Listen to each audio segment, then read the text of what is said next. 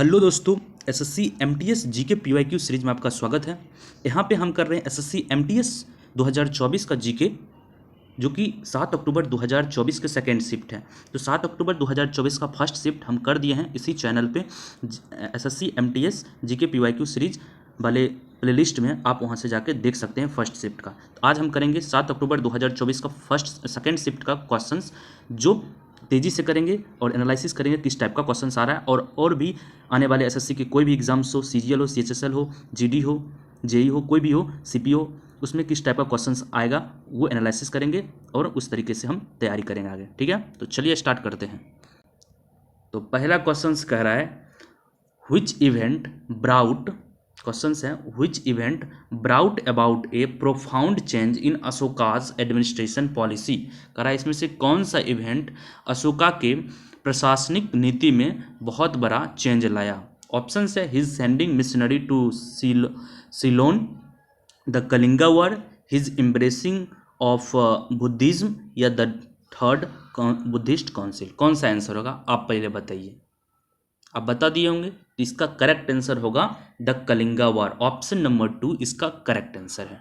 ठीक है, तो कलिंगा वार ही बहुत बड़ा अशोका के एडमिनिस्ट्रेशन पॉलिसी में चेंज लाया। क्लियर है, चलिए आगे। चलिए दूसरे क्वेश्चन की तरफ चलते हैं। तो क्वेश्चंस कह रहा है under which of the following act was the Warren Hastings appointed as the governor general of Bengal. किस एक्ट के तहत वॉरेन हेस्टिंग्स को अपॉइंट किया गया था गवर्नर जनरल बंगाल का। तो इससे क्या याद रखेंगे इस क्वेश्चन से, तो पहला जो गवर्नर जनरल था बंगाल का वो वॉरेन हेस्टिंग्स था। कौन था? Warren Hastings. ठीक है, किस एक्ट से बनाया गया? आपका ऑप्शन से द रेगुलेटिंग एक्ट ऑफ 1773, आगे है the government of India act 1858, the government of India act 1919, the government of India act 1935। कौन सा करेक्ट आंसर होगा बताइए पहले आप। तो इसका करेक्ट आंसर हो जाएगा द रेगुलेटिंग एक्ट ऑफ 1773। 1773 का जो रेगुलेटिंग है, इसके तहत वॉरेन हेस्टिंग्स को अपॉइंट किया गया गवर्नर जनरल कहाँ का? बंगाल का। क्लियर है, चलिए आगे। चलिए अगला क्वेश्चन कह रहा है कि while estimating gross domestic product the monetary value of only final goods are considered. कह रहा है जब हम ग्रॉस डोमेस्टिक प्रोडक्ट को कैलकुलेट करते हैं तो मॉनेटरी वैल्यू जो होता है सिर्फ फाइनल गुड्स का ही लेते हैं। क्यों लेते हैं? ऑप्शंस है it's mobility, it's immobility, the action economic follow is indeed, या दूसरा है of the issue of double counting, तीसरा है the value added at each state of the production process is included. कौन सा इसका करेक्ट आंसर होगा? तो ऑप्शंस दिया है ओनली बी, ओनली ए, बी सी और ओनली बी सी। बताइए आप सबसे पहले तो क्या होगा इसका। देखिए जब ग्रॉस डोमेस्टिक प्रोडक्ट को हम कैलकुलेट करते हैं तो हम डबल काउंटिंग के कारण क्या करते हैं? डबल काउंटिंग के कारण हम इसको कैलकुलेट, फाइनल गुड्स को ही सिर्फ कैलकुलेट करते हैं। तो ऑप्शन कहाँ है? B, of the issue of double counting. तो ओनली बी इसका करेक्ट आंसर हो जाएगा, of the issue of double counting, इसीलिए फाइनल गुड्स को हम कंसीडर करते हैं। क्लियर है, चलिए आगे चलते हैं। अगला क्वेश्चन कह रहा है the shore temple at Mahabalipuram was built during the region of, the shore temple Mahabalipuram was built during the region of the dash king Narasimha Varman second. तो इससे क्या याद रखेंगे क्वेश्चन से, तो सोर टेम्पल महाबलीपुरम में है जिसको बनाया गया नरसिम्हा वर्मन सेकेंड के द्वारा। किनके द्वारा? नरसिम्हा वर्मन सेकेंड के द्वारा। और वो किस डायनेस्टी के रूलर है, यही पूछा। ऑप्शंस दिया है चोला, चेरा, चालुक्य, पल्लवा। तो इसका जो करेक्ट आंसर होगा बताइए क्या होगा। तो ऐसे याद रखें नरसिम्हा वर्मन सेकेंड किस डायनेस्टी के रूलर थे? तो ये थे पल्लवा डायनेस्टी। तो ऑप्शन नंबर 4 इसका करेक्ट आंसर हो जाएगा। क्लियर है, चले। तो कहाँ में है ये महाबलीपुरम? तमिलनाडु में। कहाँ में पड़ता है? तमिलनाडु में पड़ता है। ठीक है, चलिए चलते हैं आगे। तो अगला क्वेश्चन कह रहा है as of February 2024 Yanthungo Patton is the deputy chief minister of the which of the following state. Yanthungo Patton deputy CM बने हैं किस स्टेट का फरवरी 2024 में? ऑप्शन है सिक्किम, मेघालय, असम और नागालैंड। बताइए तो इसका क्या करेक्ट आंसर होगा बताइए। तो यंथोंगो पैथोन डिप्टी सीएम बने हैं नागालैंड का। ऑप्शन नंबर 4 इसका करेक्ट आंसर हो जाएगा।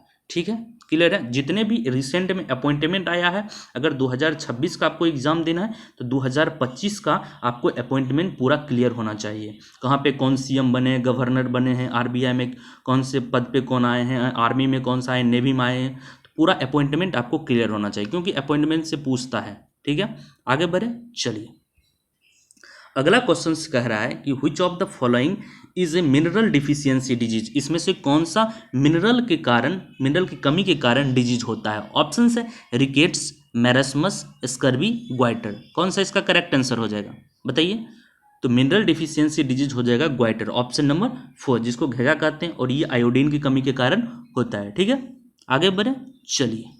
अगला क्वेश्चन कह रहा है सैक्रेनी फेस्टिवल ऑफ नागालैंड, कहाँ का है सैक्रेनी फेस्टिवल, नागालैंड का है, is celebrated annually in the month of dash as a part of the mini Hornbill tribal festival which is celebrated of purification accompanied with feasting and singing। तो सीधे सीधे मतलब है सैक्रेनी फेस्टिवल कहाँ का है, नागालैंड का। यहाँ से ये याद रखना है सैक्रेनी फेस्टिवल किस स्टेट का है, नागालैंड का है, और ये कब मनाया जाता है, इसको मिनी हॉर्नबिल का पार्ट है, और ये कब किस मंथ में मनाया जाता है ये पूछा है। तो सैक्रेनी फेस्टिवल, इस टाइप का क्वेश्चन थोड़ा टिपिकल हो जाता है, लेकिन हमको याद रखना है सैक्रेनी फेस्टिवल नागालैंड का, और किस महीना मनाया जाता है, तो ये फरवरी मंथ में मनाया जाता है। ऑप्शन नंबर 2 इसका करेक्ट आंसर होगा।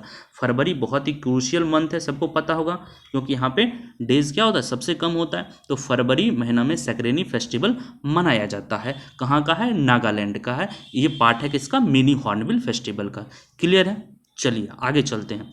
अगला क्वेश्चन कह रहा है कि पुरुषोत्तम ददीच एक रिनॉइड कथक डांसर है। यहाँ से ये भी क्वेश्चन बन सकता है कि पुरुषोत्तम ददीच कौन से क्लासिकल डांसर हैं, कौन से क्लासिकल डांसेस हैं, तो ये हो जाएंगे कथक डांसर। क्लियर है, इस टाइप का भी क्वेश्चंस इससे फ्रेम कर सकता है। Who had been honoured with Padmashri 2020, तो ये भी क्वेश्चन पूछ सकता है कि पुरुषोत्तम दधीच को पद्मश्री अवार्ड कब मिला था, 2020 में मिला था। क्लियर है, पुरुषोत्तम दधीच किस क्लासिकल डांस से संबंधित है, बोलिए, कथक डांस से है। ठीक है, और ये किस प्लेस से एसोसिएटेड है, किस जगह से, कहेंगे कि कथक डांसर तो यूपी में होता है, तो यूपी मारेंगे, नहीं, ये नॉर्थ इंडिया में, पूरे नॉर्थ इंडिया तक फैला है, इसीलिए सिर्फ एक स्टेट को हम नहीं काउंट कर सकते हैं। तो पुरुषोत्तम दधीच यूपी से नहीं है, ये कहाँ से संबंधित है, एमपी से। तो ऑप्शन नंबर 3 इसका करेक्ट आंसर होगा। ठीक है, पुरुषोत्तम दधीच कथक डांसर है, इनको पद्मश्री 2020 में मिला है, और ये कहाँ से, कौन स्टेट से संबंधित है, मध्य प्रदेश से। 3 क्वेश्चन यहाँ से समझ गए। ठीक है, आगे बढ़ते हैं, चलिए। अगला क्वेश्चन कह रहा है कि what does WFI stand for in the context of sport. WFI का मतलब क्या होता है, इसका फुल फॉर्म क्या होता है स्पोर्ट्स के संदर्भ में। तो ऑप्शंस आप पढ़ लेते हैं। तो देखिए ऑप्शंस दिया गया, wrestling federation of India, women's federation of India, या women's sports federation of India, या winter games federation of India. तो WFI स्टैंड्स फॉर, अगर स्पोर्ट में पूछा जाए तो सीधे याद रखना है wrestling federation of India. Option number A, wrestling federation of India, WFI, wrestling federation of India. Clear है, चलिए आगे चलते हैं। अगला क्वेश्चन कर रहा है the agricultural Marvels temples of Gangaikonda Cholapuram was built by which of the following Kings. 2 architectural marble temples है गंगईकोंडा चोलापुरम का, किस राजा के द्वारा बनाया गया। आपका ऑप्शन है किंग विजालिया, किंग महेंद्र बर्मन, या किंग अकबर, या राजेंद्र किंग। तो ये जो गंगईकोंडा चोलापुरम जो टेम्पल्स है, ये राजेंद्र चोला के द्वारा बनाया गया। ऑप्शन नंबर 4 इसका करेक्ट आंसर होगा। क्लियर है, तो जितने भी नॉर्थ, खास करके तमिलनाडु का जितने भी मोस्ट इम्पोर्टेंट टेम्पल्स है, उससे क्वेश्चंस भर भर के आता है, कौन बनाया, किस ईस्वी में बनाया गया, ये सब पूछता है। ठीक है, क्लियर है, आगे चलते हैं, चलिए। अगला क्वेश्चन कह रहा है इसमें से कौन सा लेगुन नहीं है, which of the following is note पूछा है, लेगुन, इसमें से कौन सा लेगुन नहीं है, इसमें से कौन सा, तो पूछा है कि इसमें से कौन सा लेगुन नहीं है, तो लेगुन कौन सा नहीं है। ऑप्शन देख लेते हैं, नैनीताल, चिल्का, पुलिकत और कोलेरू। तो यहाँ पे जो है Chilika lake, Pulicat lake, Kolleru lake, ये लेगुन है, तो ये लेगुन है, नहीं पूछा है, तो कौन सा हो जाएगा, लेगुन नहीं है, नैनीताल लेगुन नहीं है। तो ऑप्शन नंबर 1 करेक्ट है। आगे बढ़ते हैं, चलिए।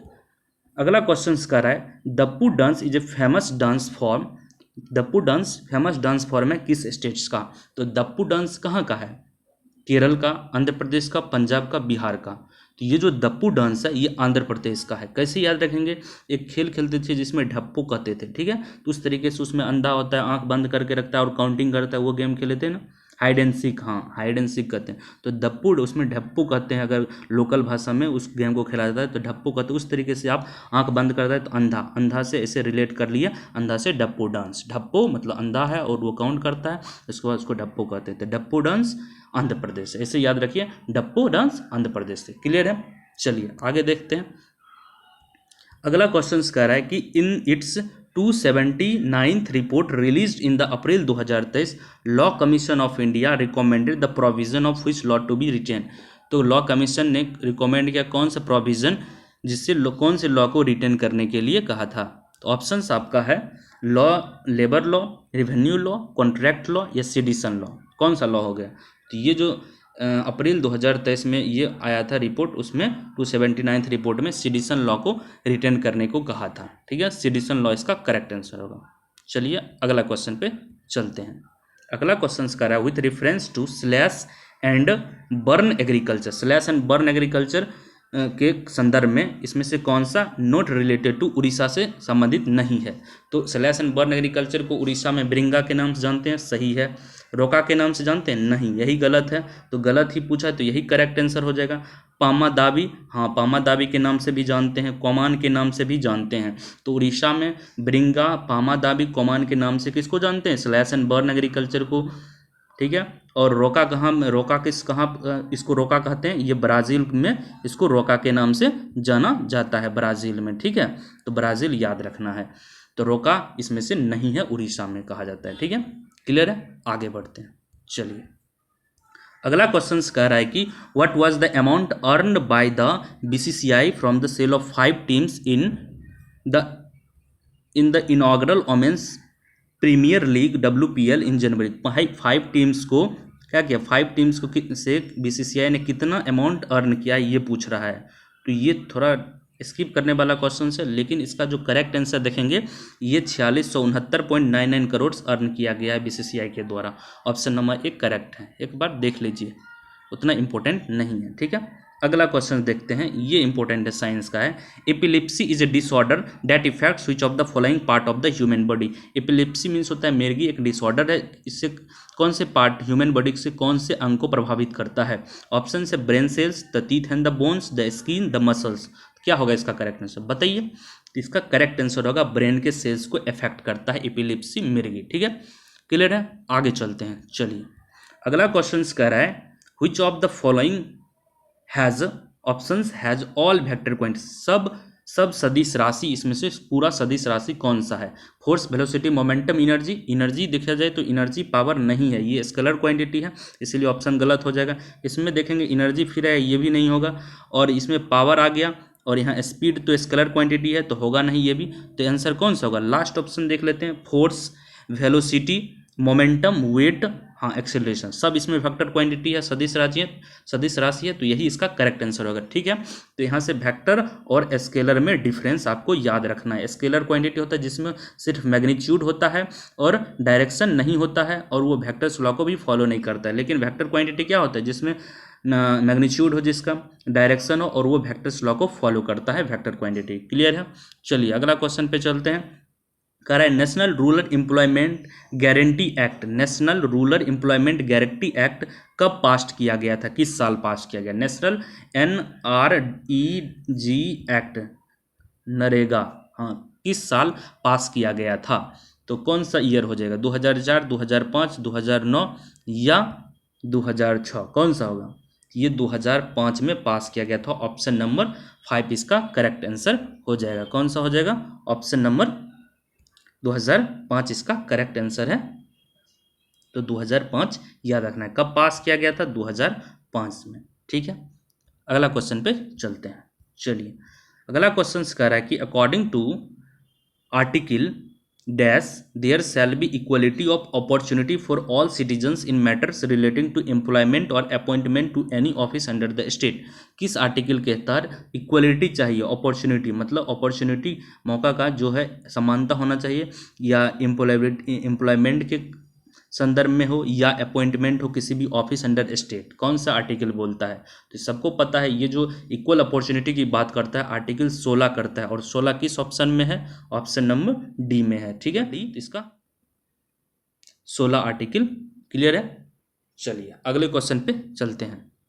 अगला क्वेश्चन कर रहा है in the PM Svanidhi scheme 2020 the urban street vendors are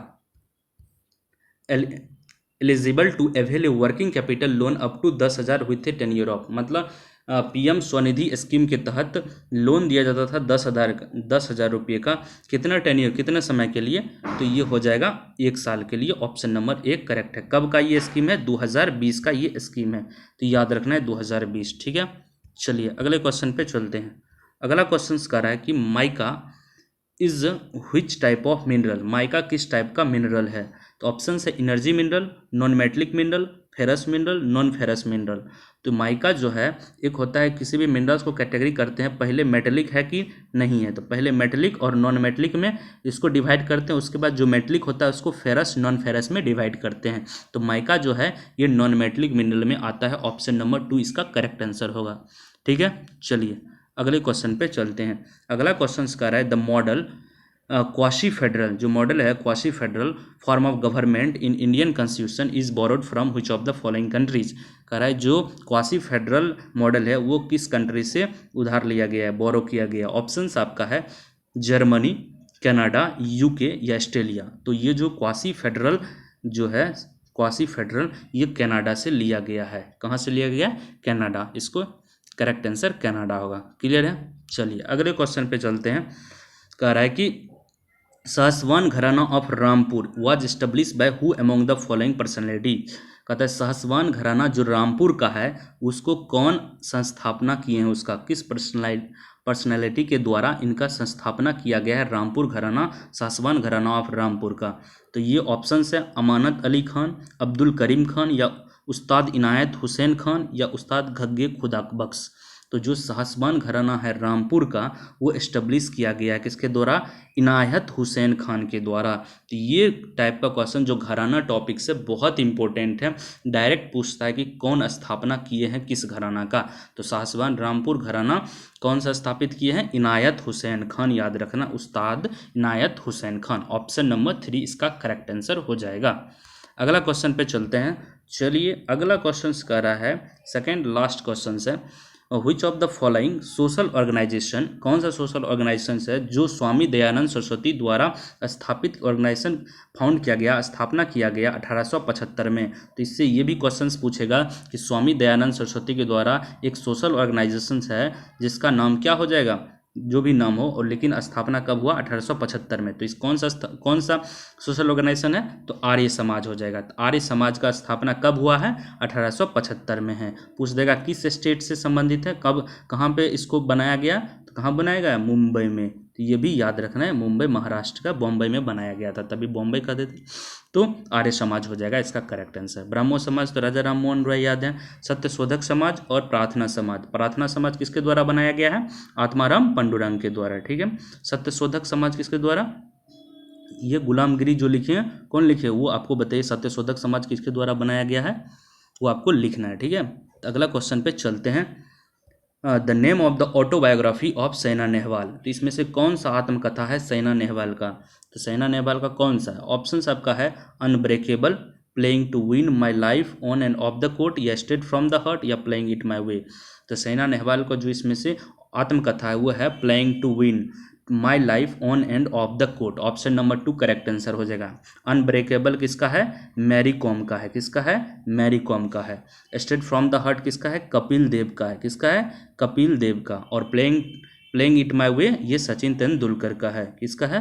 Sachin Tendulkar का है प्लेइंग इट माई वे। तो ऑटोबायोग्राफी जितने भी फेमस पर्सनालिटी हैं उसका ऑटोबायोग्राफी पूछता है।